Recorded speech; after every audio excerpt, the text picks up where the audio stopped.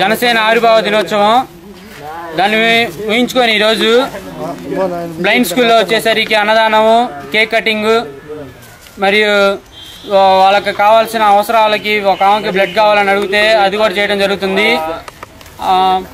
ఈరోజు జనసేన పెట్టింది ఆయన ప్రశ్నించడానికి అని చెప్పి పవన్ కళ్యాణ్ గారు ఆ రోజు మాకు చెప్పడం జరిగింది. ప్రతి ఒక్కరికి ఆయన తుళ్ళూరు వచ్చి మొన్న రైతులకి మాకు పలానా సమస్య అండి అంటే ఆయన వితిన్ సెకండ్స్ వచ్చి అక్కడ వాళ్ళని ఆదుకొని మీకు పలానా చేస్తానమ్మా, నిరాహార దీక్ష కూడా చేస్తాను మీకోసం అని చెప్పి ఆ రోజు వాళ్ళకి వాగ్దానం ఇవ్వడం జరిగింది.